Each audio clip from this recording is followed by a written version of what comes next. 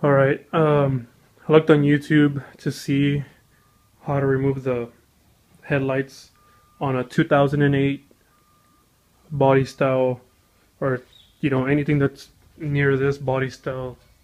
This is mine's a 2008. Actually, it's my girlfriend's. I would never buy a BMW just because I couldn't afford it. Uh, I didn't see on YouTube how to remove a headlight. So I saw, I think, a 5 series, but I don't think it was anything like this because he was able to leave the front bumper on, and uh, I just got a day off and attacked it. So what I basically did uh, on mine, there's 4 screws up here that were really easy. Those were T30s, Torx, very easy to take off. Just very simple. Um, I didn't plan on recording this, so that's why it's all the way apart right now. The headlight wasn't, or not the headlight, the corner light. This corner light had melted the terminal. I don't know why it melted, and I guess they pushed it away so it wasn't making contact anymore.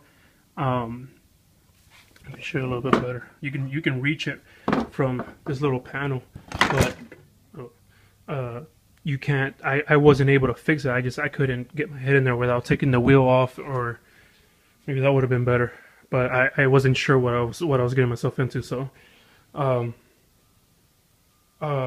so other than those 4 screws, there's gonna be a bunch of screws down here. A big old crack. There's a bunch of screws down there. I got lucky that there was a few of them that were basically separated from her hitting the curb or something. The ones that were annoying were the ones in the corners. There's only 4 of them, 2 on this side and 2 on the other side. They were 8mm, and all I did was just use a nut driver. That was it.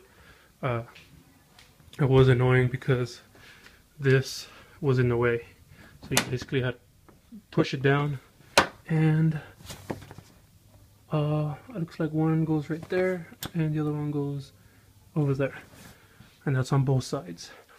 And once you do that, the bumper will come right off. You can just disconnect the fog lamps. If yours has fog lamps, I don't know if all of them have them, and you'll basically end up with 2 headlights on there.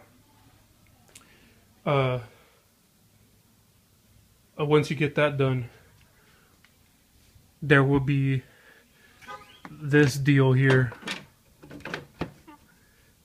that is bolted. There's two T30 screws here, and one right here. And I don't know if you can see that, but it's facing the opposite way, so the screw is on the other side. So you have to push this down even more, and you have to get your what I used was this. I didn't have a actual Torx bit small enough, so this is all I used it, and I was able to loosen it by hand.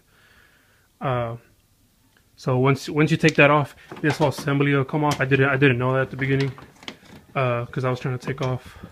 There was a screw right here that holds the headlight to this bracket, and then there's another one, like your headlight goes something like that.